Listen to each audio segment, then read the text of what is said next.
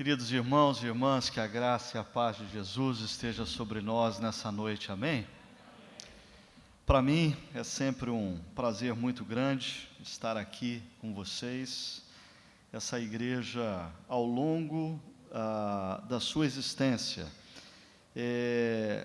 assim, em vários momentos da minha vida, foi usada por Deus para me inspirar, através dos homens que Ele tem colocado aqui. Então, para mim é sempre um privilégio muito grande estar aqui com vocês. Essa é uma igreja a qual eu tenho gratidão no coração. Mesmo ontem, quando liguei para o pastor Josué, dizendo: Josué, eu não estou muito bem, eu tenho enfrentado algumas lutas aí com a minha saúde, e ele falou: Ricardo, mas a gente não tem plano B. E eu estava com o coração na mão, porque, humanamente falando, a minha vontade era ficar quietinho, com o olho fechado, na minha casa, e não pegar avião e coisas assim. Mas depois, orando, eu disse: mas puxa vida, quantas vezes eu fui abençoado pelo que veio ali da comunidade, da igreja Betânia. Eu preciso fazer essa força e estar lá com eles. Então, é muito bom, é uma gratidão no meu coração que eu tenho por essa comunidade. Eu queria que vocês soubessem disso. E eu queria compartilhar com vocês um pouco do que nós temos compartilhado na nossa igreja lá em Campinas. Nós, no início desse ano, nós começamos lá na nossa igreja uma série intitulada Descomplique. E a razão dessa série é porque nós vivemos num mundo onde as demandas são excessivas. Nós estamos constantemente cercados por mais demandas do que tempo disponível para realizarmos tudo que é colocado diante de nós. No passado, um médico, ele tinha a agenda do seu consultório a cumprir ao longo do dia. Hoje ele tem a agenda do consultório, ele tem o celular a tocar, ele tem os e-mails a chegar, ele tem os WhatsApps que estão constantemente pipocando diante do seu smartphone, ele tem os posts no Facebook para ele saber o que as pessoas estão pensando ou deixando de pensar do último artigo que ele escreveu em algum lugar. É humanamente impossível nós, seres humanos, dotados de limitação, conseguimos corresponder a tanta coisa, a tantas demandas que emergem diante de nós. E a gente esteve conversando um pouquinho sobre isso numa outra perspectiva, hoje pela manhã, e isso tudo tem comprometido, por exemplo, a excelência no nosso trabalho. Empresas estão contabilizando o prejuízo gerado pela constante distração dos seus funcionários. Isso tem contribuído com a perda da qualidade nos nossos relacionamentos. Nós estamos nos tornando incapazes de, em nome da aproximação gerada pelas redes sociais, aproximação para com os que estão distantes, nós estamos nos tornando incapazes de estar próximo de quem está perto. Nós somos incapazes de manter um diálogo, uma conversa, mantendo no olhar da pessoa, tendo uma atitude de atenção exclusiva à pessoa. Isso também tem comprometido o nosso cuidado com a própria saúde e com o nosso próprio corpo. Isso tem comprometido a nossa própria espiritualidade. Muitas editoras, cristãs e não cristãs, atentas a essa problemática, têm publicado inúmeros livros que falam sobre vida simples, simplifique, por uma vida mais simples, como simplificar a vida, simplicidade voluntária. Você vai encontrar por todos os cantos livros que convidam você a simplificar. Até uma revista de circulação nacional pega o vácuo dessa demanda com uma revista na qual eles trabalham o título da revista, deixa eu colocar aqui, não está aí, Vida simples. Eu espero que o slide seja o correto. Ok. Descomplique a sua agenda. E nós temos trabalhado nessa série alguns conceitos escritos por Tiago. Tiago não o apóstolo, mas Tiago, o irmão de Jesus. Tiago, um sujeito altamente prático, um sujeito que vai direto ao ponto. Tiago, esse seu perfil prático e simples, fez com que muitos homens ao longo dos séculos, até mesmo questionassem algumas coisas que são ditas na carta de Tiago, e se a carta de Tiago deveria ou não estar no cânon bíblico. Mas o fato é que Tiago, ele não enrola. Tiago tem uma personalidade simples e prática, e ele está escrevendo para um povo que está passando por adversidades. E em meio às adversidades, em meio às crises, esse povo está negociando princípios bíblicos. Esse povo está flertando com o pecado. Então ele não pode enrolar, ele vai direto ao ponto. E quando ele fala do tempo, da agenda, o que será que ele nos traz? Deixa eu apresentar primeiro o grande problema que nos envolve aqui. Sempre quando a gente fala de agenda, a gente entra nesse dilema entre ter tarefas demais e ter tempo de menos. Eu não sei quanto a vocês, mas começo de ano é tempo para mim de eu olhar a minha agenda, e eu acho que depois até os 30, 40 anos, a gente olha para a agenda e a gente diz assim: o que eu vou fazer que eu ainda não fiz? Depois dos 50, a gente começa a olhar para a agenda e a gente começa a falar assim: o que eu preciso deixar de fazer para dar tempo de concluir o que eu comecei? E esse dilema do ter tarefas demais e tempo de menos, leva pessoas a um pragmatismo. O primeiro pragmatismo é dizer: eu tenho que fazer menos, simplesmente fazer menos vai resolver o meu problema. Essas pessoas normalmente são aquelas que atribuem a sua falta de tempo ao seu chefe, a sua falta de tempo à sua empresa, porque elas terceirizam a responsabilidade. Então elas acham que se elas simplesmente fizerem menos, elas vão ter mais tempo, o que é uma mentira. O grande gênio Albert Einstein já disse: a falta de tempo é desculpa daqueles que perdem tempo por falta de métodos. Quando eu tenho diante de mim uma pessoa dizendo: eu tenho trabalhado demais, a minha primeira pergunta a essa pessoa sempre é: desculpa, você tem trabalhado demais porque você tem tarefa demais, ou você tem trabalhado demais porque você tem trabalhado errado? Alguns de nós estamos trabalhando demais porque estamos trabalhando errado. Até mesmo pessoas que cuidam das suas casas, o que não deixa de ser um grande trabalho, muitas vezes se desgastam tremendamente por falta de método, porque trabalham errado. A outra solução, pragmática também, algumas pessoas dizem assim: não, eu preciso me dedicar mais ao trabalho, e aí eu vou chegar no momento que eu vou acabar com os papéis em cima da minha mesa. Então, são essas pessoas que começam a trabalhar todo dia até as 8 horas da noite, 9 horas da noite, chegam em casa, os filhos já estão de pijama, quando já não estão na cama, e levam o trabalho para casa de final de semana, porque afinal de contas, se eu me dedicar mais, eu vou vencer o trabalho. O grande problema é que essas duas alternativas pragmáticas nos impedem de refletir em algo mais profundo. O que de fato é importante? O que de fato é significativo? O que eu estou fazendo hoje que vai ser lembrado daqui 10, 20 anos? Do que eu estou fazendo, o que de fato vai fazer diferença na vida de outras pessoas?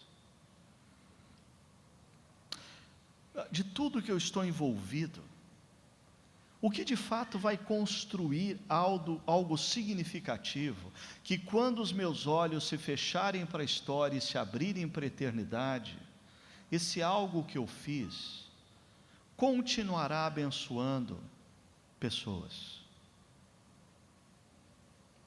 O pragmatismo nos impede de pensar com mais profundidade. Infelizmente, esse tipo de reflexão que eu quero trazer para vocês, é uma reflexão, infelizmente, que só acontece muitas vezes na vida daqueles que já passaram dos 40, 50 anos. Eu digo infelizmente porque essa era uma reflexão que deveria estar presente na vida dos jovens. Porque os jovens escutam seus pais dizerem assim: a vida passa rápido, e eles não acreditam. Eu, como jovem, ouvi os meus pais dizendo: filho, a vida passa rápido. Eu não acreditei.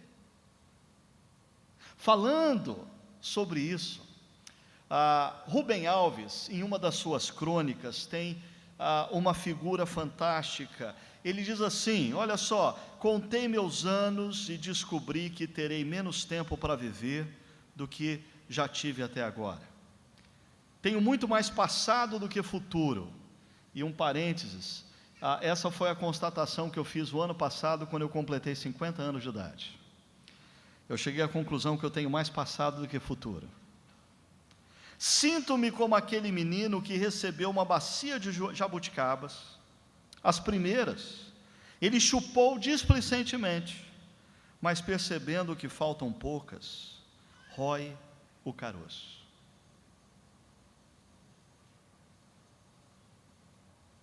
Quantas jabuticabas você tem na sua bacia?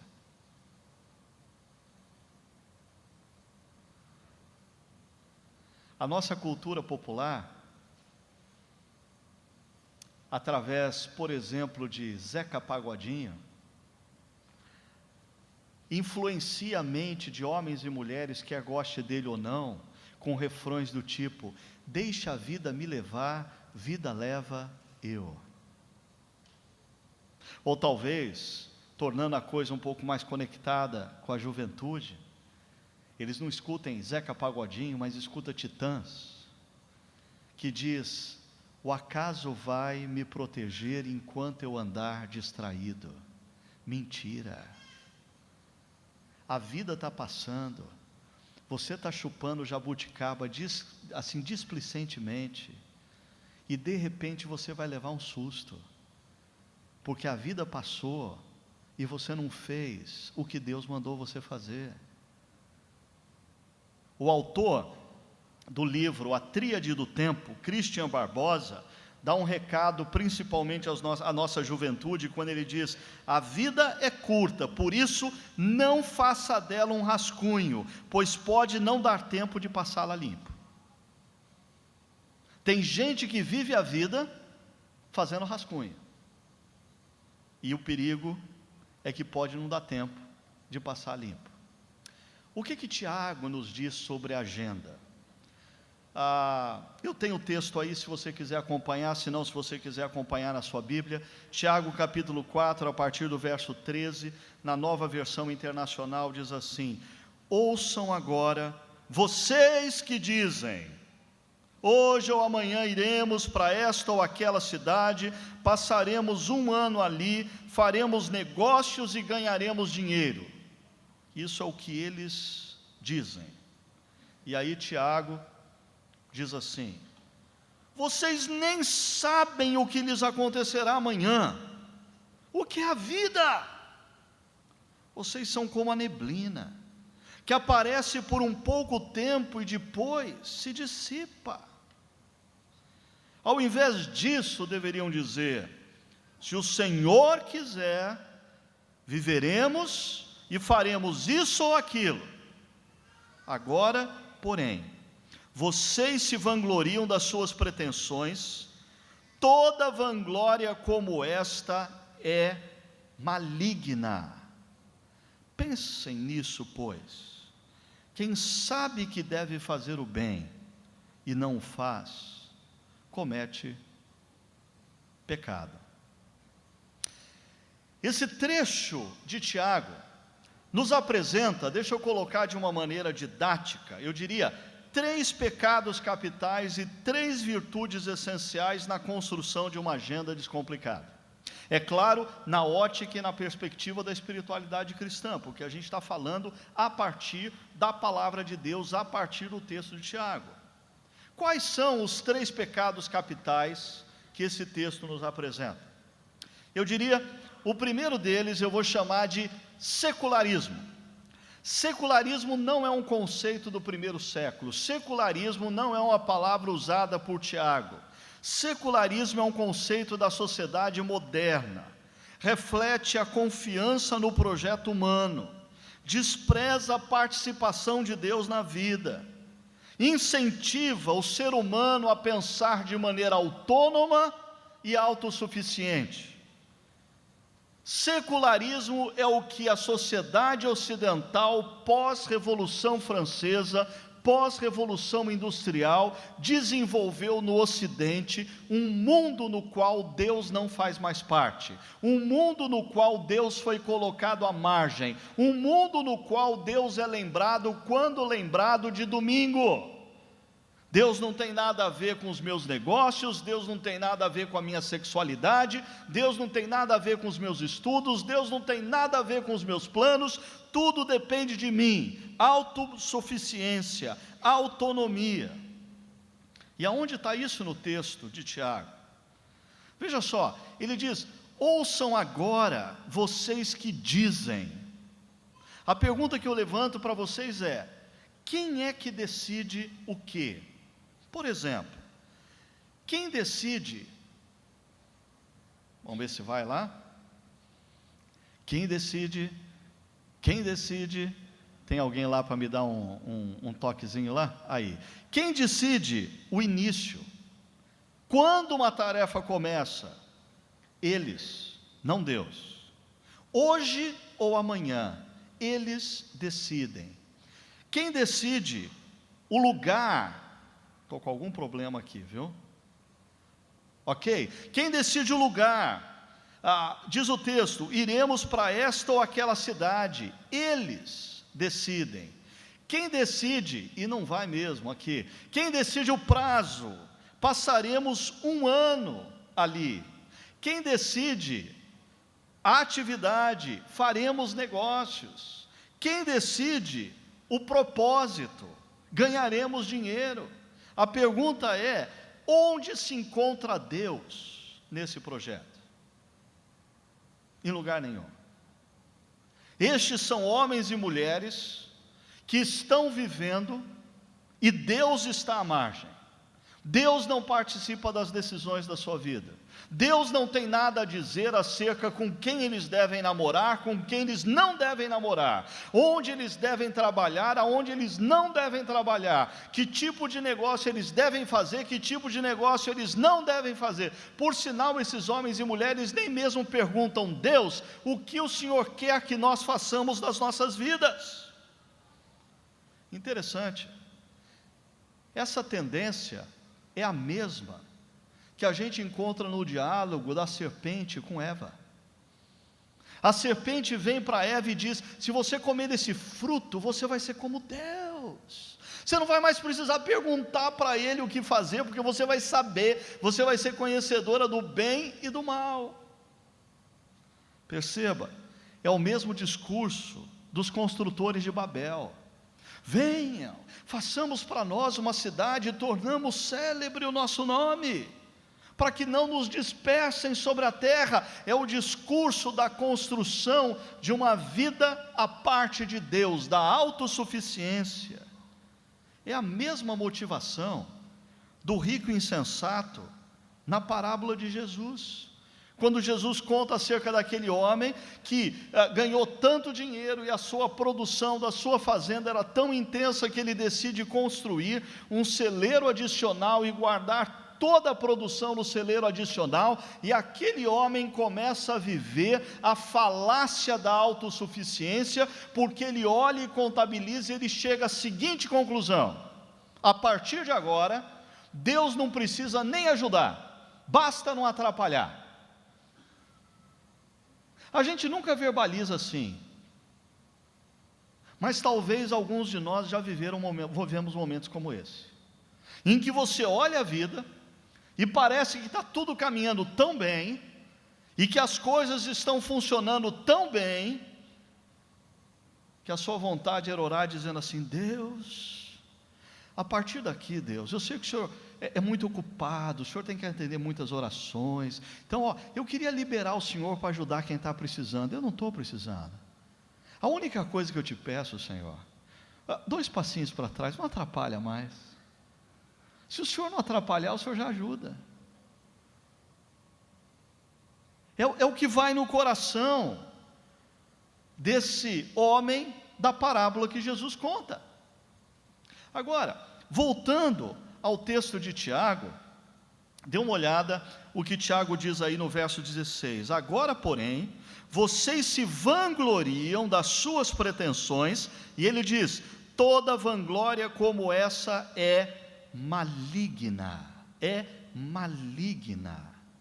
O desejo de ser autossuficiente, o desejo de ser autônomo, a arrogância de não depender de ninguém, a arrogância de não se submeter a ninguém é maligna. Interessante que quando Jesus está ensinando os seus discípulos a orarem, ele faz aquela oração conhecida como a oração do Pai Nosso. E aí, ele diz assim: e não nos deixes cair em tentação, mas livra-nos do mal. É a mesma palavra usada por Tiago. Se é a mesma palavra usada por Tiago, Jesus está dizendo assim: Senhor, não nos deixes cair na tentação de achar que a vida depende da gente mesmo. Não nos deixes cair na tentação de não dependermos mais do Senhor. Não nos deixes cair na tentação da arrogância, mas livra-nos do mal. Que mal? O mal da autossuficiência, o mal da arrogância do coração humano, de achar que não precisa mais de Deus. Mas um segundo pecado capital que nós vamos encontrar aqui, é o pecado do materialismo. Aí, materialismo. Olha só o que diz o verso 13. Ouçam agora vocês que dizem, e esses homens dizem: faremos negócios e ganharemos dinheiro. A realização da vida se reduz a ter.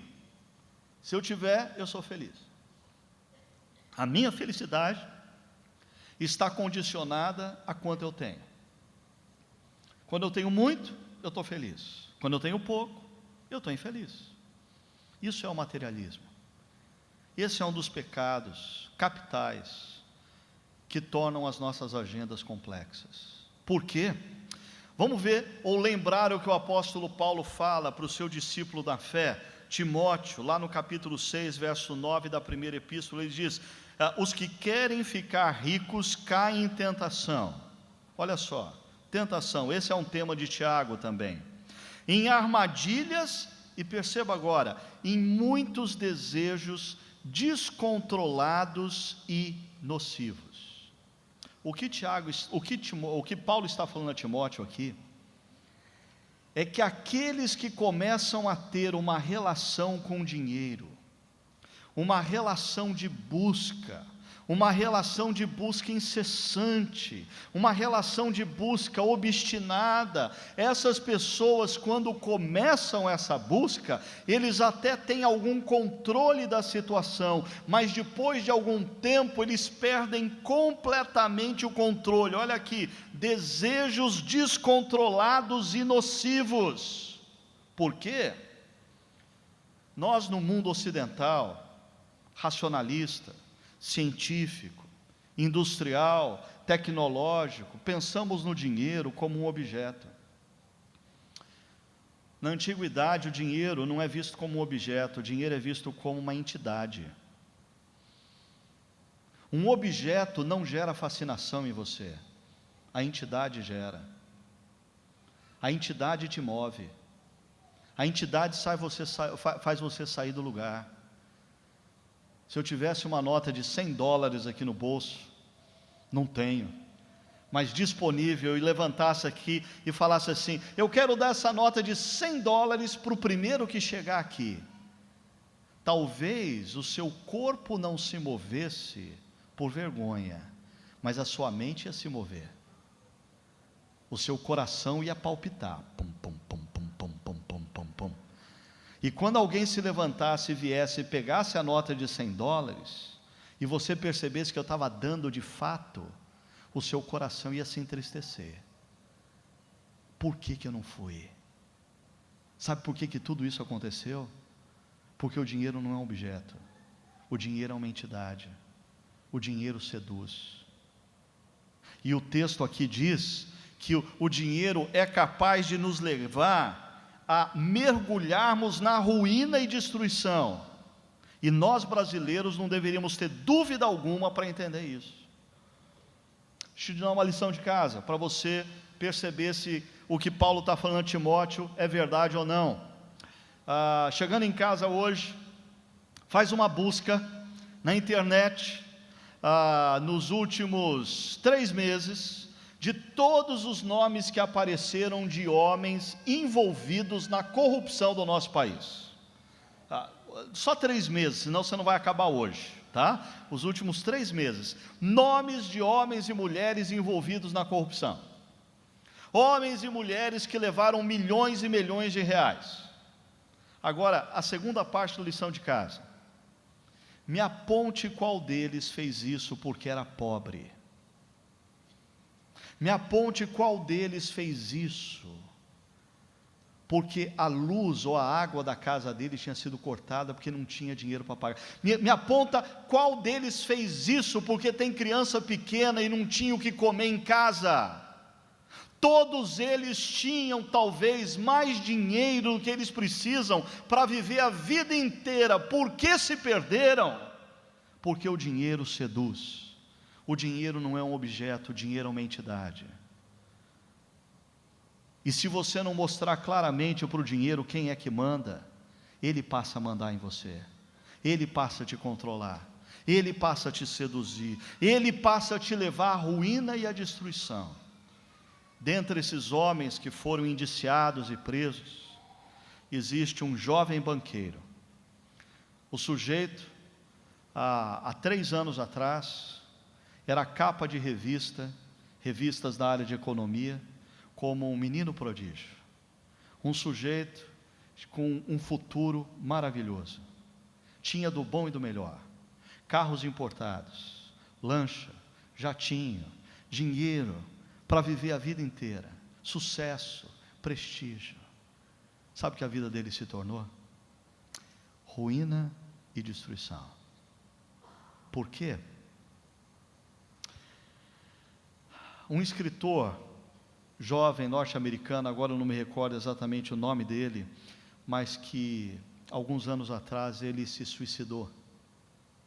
Ele escreveu um texto falando dos ídolos, e uma frase que ele diz, é muito marcante para mim, ele diz: os ídolos comem vivos os seus adoradores. Os ídolos comem vivos os seus adoradores. Terceiro pecado, o secularismo, deixar Deus à margem, o materialismo, viver como tudo se resumisse a ter, e a alienação. A alienação também não é um conceito do primeiro século, a alienação não é um conceito dos tempos de Tiago, a alienação é um conceito também da nossa modernidade, é um conceito marxista, e alguns definem a alienação da seguinte maneira: característica do ser humano que, individualizado em suas próprias buscas, eu busco, eu quero ser feliz, eu quero o meu bem, eu quero me realizar, eu, individualizado em suas buscas, perde a consciência de sua identidade e da sua vocação. Aonde a gente vê isso? No texto de Tiago, olha o verso 14. Vocês nem sabem o que lhes acontecerá amanhã. Em outras palavras, eles perderam a consciência da brevidade da vida, eles se tornaram alienados, eles deixaram Deus à margem, eles passaram a buscar os bens materiais como fim último, e eles perderam a consciência da brevidade da vida, por sinal, perderam a consciência do que é a vida. Tiago pergunta para eles: que é a sua vida? Você é como neblina que aparece por um pouco tempo e depois se dissipa. E o que você vai fazer da sua vida? O que é a vida? Eu fiz essa reflexão com a minha comunidade local no último domingo. E aí eu recebi pela internet de uma moça de São Paulo, que eu nem conheço, um vídeo no qual aparece inúmeros artistas, filósofos, pensadores contemporâneos, respondendo à pergunta: o que é a vida? Eu fiquei pasmo de perceber que as respostas deles demonstrava tudo o que nós estamos falando aqui. O secularismo, Deus não está presente na resposta deles. O materialismo, a vida se resume ao aqui e agora. E eu diria mais, o que me surpreendeu, o desespero. O desespero. Um grande humorista, quando é questionado o que é a vida, ele responde de maneira superficial. O interlocutor diz: fulano, o que é a vida? E ele responde outra vez de maneira superficial, e o interlocutor insiste, dizendo: fulano, o que é a vida? E ele abaixa a cabeça e diz: não sei. Aí o interlocutor diz: bom, eu queria agradecer a todos que assistiram esse programa, nós vamos encerrar o programa. E aquele sujeito que estava sendo entrevistado interrompe o apresentador e diz assim: não, você não pode terminar o programa, me responde, o que é a vida? São esses que os nossos jovens estão seguindo, são esses que os nossos jovens estão imitando. Gente que está vivendo e não sabe responder a pergunta: o que é a vida? Alguns anos atrás, uma norte-americana de ascendência chinesa, chamada Candy Chang, e você pode encontrar uma palestra dela muito interessante naquele TED, TED. Ela teve uma perda de uma pessoa muito querida, e a morte a sensibilizou. E ela pegou nos arredores da casa dela, tinha lá uma casa meio abandonada, e ela colocou um tapume preto em frente daquela casa, e ela escreveu naquele tapume: antes de eu morrer, eu quero, e colocou um risquinho, e colocou giz para as pessoas escreverem, várias linhas assim. E as pessoas começaram a passar por ali, viam aquilo: antes de eu morrer, eu quero, e as pessoas preenchiam. Duas constatações ela fez. A primeira: nós vivemos num mundo onde as pessoas não têm consciência da brevidade da vida, e por isso elas estão chupando as jabuticabas de maneira displicente. Elas estão vivendo: deixa a vida me levar, a vida leva eu. Elas estão achando que o acaso vai me proteger enquanto eu andar distraído. Segunda constatação dela: a superficialidade das pessoas, quando elas dizem: antes de eu morrer, eu quero conhecer Paris, antes de eu morrer, eu quero ter um carro importado. Superficialidade. Olha o que a Candy Chang diz sobre a experiência dela. Ela diz assim: nessa era de crescentes distrações, é fundamental encontrar meios de manter o foco e lembrar que a vida é breve e frágil. Somos sempre desencorajados a falar ou mesmo a pensar sobre a morte, mas compreendi que a preparação para a morte é uma das coisas que mais podem nos fortalecer. E olha essa última frase: traz clareza à nossa vida. Se você tivesse plena certeza de que lhe restam 10 anos de vida, como você iria viver? o que você ia fazer a partir de amanhã? Você iria fazer as mesmas coisas que você vai fazer? Você ia se dedicar às mesmas coisas que você vai se dedicar? E a pergunta é: quem garante que você tem 10 anos? Talvez você tenha 10 meses, ou 10 dias, ou pior, 10 minutos. A consciência da brevidade da vida traz clareza à nossa vida. Um ícone dos tempos atuais também fala sobre isso. Olha o que o Steve Jobs diz acerca desse aspecto. Ele fala: lembrar que estarei morto em breve, e olha como a vida é breve. O cara escreve e já está morto. Lembrar que estarei morto em breve é a ferramenta mais importante que já encontrei para me ajudar a tomar grandes decisões, porque quase tudo, expectativas extremas, orgulho, medo de passar vergonha ou falhar, caem diante da morte, deixando apenas o que é importante. Será que um ateu budista, se existe isso, precisa lembrar cristãos secularizados, materializados, alienados, de que a vida é breve, e a gente precisa perguntar a Deus: o que o Senhor quer que nós façamos das nossas vidas? Se por um lado você tem os 3 pecados capitais, o secularismo, o materialismo, a alienação, Tiago nos dá o caminho das 3 virtudes, apresentando a primeira virtude, que é dependência de Deus. Olha o que diz o verso 15 de Tiago, capítulo 4. Diz assim: ao invés disso deveriam dizer: se o Senhor quiser. É o resgate da lembrança de que nós dependemos de Deus. É o resgate da oração do Pai Nosso que diz: o pão nosso de cada dia nos dá hoje.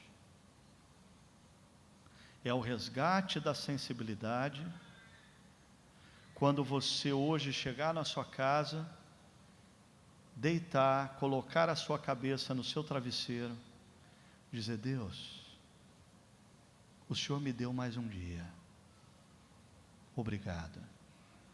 E amanhã, quando você abrir os seus olhos, estica os seus braços.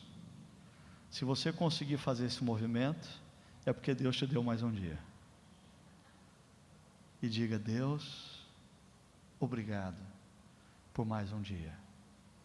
Mas a pergunta é: Deus, como o Senhor quer que eu use mais esse dia? O próprio Tiago, no verso 6, já tinha dito: Deus se opõe aos orgulhosos, mas concede graça aos humildes. Resgate da dependência de Deus. Mas uma segunda virtude: prioridades claras. E eu queria pontuar isso pelo seguinte: muita gente, quando lê esse texto de Tiago, acha que Tiago está desencorajando o planejamento, de que Tiago está encorajando a gente viver a vida lá Zeca Pagodinho, ou lá Epitáfio dos Titãs, deixa a vida me levar, ou acaso vai me proteger. Mas não, olha o que Tiago está dizendo. Ele diz: se o Senhor assim quiser, o que nós vamos fazer? Viveremos e faremos isto ou aquilo. Existe um plano. Se o Senhor assim quiser, nós vamos fazer isso e não aquilo. Nós vamos fazer aquilo e não isso. É claro que essa agenda, você precisa prestar atenção, ela está vinculada ao querer de Deus. E aqui a gente tem 2 problemas. O primeiro problema é o perigo da vida a partir de uma agenda baseada no que é urgente e circunstancial. Porque quando nós vivemos baseado no que é urgente, no que é circunstancial, Nós corremos o risco de passar a vida chupando as jabuticabas de maneira displicente e chegarmos no final da vida, olharmos para trás e cantarmos o epitáfio dos titãs, dizendo: eu deveria ter, mas eu não fiz. Por quê? Porque eu vivi baseado no que é circunstancial e urgente e não nas prioridades de Deus na minha vida. O segundo problema é como construir uma agenda baseada em prioridades certas. Deixa eu falar um pouquinho desse primeiro problema, mostrando para vocês uma coisa que tem me ajudado muito. Essa é uma matriz da boa gestão de tempo e esforços, desenvolvida por Dwight Eisenhower, e se tornou muito popular através de Stephen Covey, naquele livro, Os 7 Hábitos das Pessoas Eficazes. Rapidamente, o que ele nos mostra aí? Você pode perceber que existe ali uma setinha, mais urgente e mais importante. Então, o que está em vinho é importante e é urgente. E aqui a gente vai se deparar com incêndios e crises na vida, coisas que nos convidam constantemente a fazer o que é imediato. Agora, por outro lado, na parte de baixo, que é urgente, mas não importante, nós temos interrupções e solicitações. Normalmente isso é o que é urgente para os outros. Os outros, e aqui está o problema do celular, do WhatsApp e coisas parecidas, do e-mail, porque nós hoje somos acessados por centenas de pessoas que, quando a nossa atividade, ou quando o nosso nome entra na urgência deles, eles não querem nem saber, eles demandam de nós ação. Só que o que é urgente para eles, necessariamente não é prioridade para mim. E aqui, Eisenhower fala das distrações, o que é diferente do descanso. É quando as distrações é quando você diz assim: eu estou meio estressado, estou meio cansado, deixa eu dar uma olhada no Facebook se tem alguma coisa nova. E aí você passa a folhear lá o Facebook e gasta meia hora, 40 minutos, 1 hora, 2 horas da sua vida, fazendo absolutamente nada, só olhando o que está acontecendo na vida dos outros. Ou quando você fala: eu estou meio cansado, deixa eu assistir um filminho, e aí você senta na frente da televisão, e passa um filminho, passa o segundo filminho, passa o terceiro filminho, e você passa a tarde toda na frente da televisão. Detalhe, para Eisenhower, a grande maioria das pessoas vive nesses 2 quadrantes, o que é urgente e o que é circunstancial. Urgente, circunstancial. Urgente, circunstancial. Urgente, circunstancial. E elas vão ficando ofegantes, elas vão ficando cansadas, e constantemente, por estarem mais cansadas, elas estão propensas a distrações. Deixa eu dar uma paradinha e dar uma olhada no Facebook. Deixa eu dar uma paradinha e navegar na internet. E o que Eisenhower vai dizer é que aqui nós temos o que ele chama do triângulo do caos. E eu chamo de alienação. Porque esse triângulo do caos nos impede justamente de uma vida com planos conscientes, prioridades. Quais são as prioridades de Deus para a minha vida? Bill Hybels, pastor da Willow Creek Community Church, diz: uma agenda fora do controle impede você de simplificar sua vida. Ela o mantém refém de coisas tangíveis, reuniões, compromissos e projetos, sem priorizar adequadamente as intangíveis. Em quem você está se transformando, os seus relacionamentos com a família e os amigos e a sua relação com Deus. Como construir essa agenda baseada em prioridades? Eu queria sugerir para você, como lição de casa, 3 perguntas que têm me ajudado muito. Primeira pergunta: quem você é? Quem você é? Sua personalidade, seus dons, habilidades, o que Deus tem te dado? Quais são as suas limitações? Segunda pergunta: qual é o seu momento ou fase na vida? Conhecendo quem eu sou, Quando eu tinha 20 anos de idade, eu tinha algumas prioridades. Quando eu tinha 30, eu tinha outras. Quando eu tinha 40, eu tinha outras. Agora, aos 50, eu olho para a vida e eu preciso perceber quais são as prioridades de Deus para a minha vida nessa fase da minha existência. E a última pergunta: qual é o querer de Deus nesse momento da minha vida? Isso nos leva para a última virtude, que é a determinação. Tiago diz: pensem nisto, pois quem sabe que deve fazer o bem e não o faz, comete pecado. Tiago nos aponta aqui para o fato de que às vezes a gente considera pecado atitudes que a gente comete, e Tiago está dizendo: pecado também é você não fazer da sua vida o que Deus quer que você faça. E talvez esse seja um grande pecado, viver a vida sem consciência do que Deus quer que você faça da vida. E essa omissão tem muito a ver com indolência. Essa é uma frase de Eugene Peterson, ele aponta isso como o pecado da indolência. Ele diz a gente, é mais fácil viver a teologia Zeca Pagodinho, deixa a vida me levar, a vida leva eu. É mais fácil viver a teologia Titãs, o acaso vai me proteger enquanto eu andar distraído, porque é mais difícil viver baseado em prioridades. Primeiro, é mais difícil porque demanda esforço da vida da gente, orar, buscar a Deus e perguntar a Deus o que o Senhor quer para mim. É mais difícil reorganizar prioridades à luz do que Deus quer para mim. É mais difícil dizer não para as pessoas e tê-las talvez chateadas com a gente, porque a gente está optando por fazer o que Deus quer que a gente faça. Mas veja, Tiago chama isso de pecado. A palavra grega pecado significa literalmente errar o alvo. Veja só, a vida é uma dádiva de Deus. Ele deseja que a usemos com um propósito.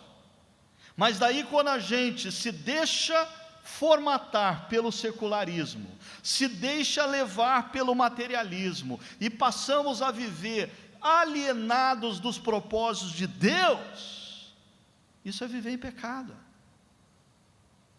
Porque a vida é uma dádiva de Deus. E o que você está fazendo da sua vida? Você já fez a pergunta: Deus, qual é a tua agenda para a minha vida, para os próximos 10 anos? Deus, o que o Senhor quer fazer de mim nos próximos anos? Ou nós estamos como aqueles que Tiago tanto critica, que já fizeram planos, mas Deus está à margem, e a única coisa que nós estamos buscando é uma vida com mais bens materiais ou coisas parecidas? Termino dizendo: você tem hoje diante de você 2 caminhos para construir a sua agenda. O primeiro caminho é o da cultura, que você e eu estamos inseridos. Uma cultura secularizada, onde Deus não participa das decisões, Deus não tem nada a dizer sobre com quem namorar, com quem casar, aonde trabalhar, o que fazer ou deixar de fazer. O materialismo, a vida se resume aos bens materiais, e a alienação, viver a vida chupando jabuticaba displicentemente. Ou você pode sair daqui dizendo: Deus, eu vou começar esse ano, e eu quero viver esse ano para a tua honra e para a tua glória. Senhor, eu não sei quantos anos de vida eu ainda tenho, mas eu quero viver cada segundo que o Senhor me der para a tua honra e para a tua glória. Eu quero deixar de ser um indolente em relação ao tempo, e eu quero ouvir da tua voz quais são as tuas prioridades. Eu quero deixar de ser um omisso em relação à minha agenda, e eu quero ocupar a minha agenda com aquilo que o Senhor quer fazer em mim e através de mim. Senhor, quais são as tuas prioridades? Me mostra, a partir de quem eu sou, a partir da fase de vida que eu estou, o que o Senhor quer fazer em mim e através de mim. E você pode dizer: Deus, eu quero viver os próximos anos da minha vida com uma determinação: independência do Senhor, consciente das tuas prioridades e com determinação. E com determinação. E aí, talvez nós vamos nos juntar ao apóstolo Paulo, que no final da vida olhou para trás e não precisou cantar o epitáfio dos titãs: eu queria ter, eu queria ter, eu queria ter, mas ele pôde dizer: eu combati o bom combate, eu completei a carreira, eu guardei a fé, eu estou pronto. Meus olhos podem se fechar para a história, se abrirem para a eternidade, e quando os meus olhos se abrirem para a eternidade, eu vou ouvir a voz do meu bom e amado Senhor dizendo: vem, meu servo, vem para o descanso eterno. Que Deus nos abençoe nessa jornada. Amém? Deus abençoe vocês como igreja.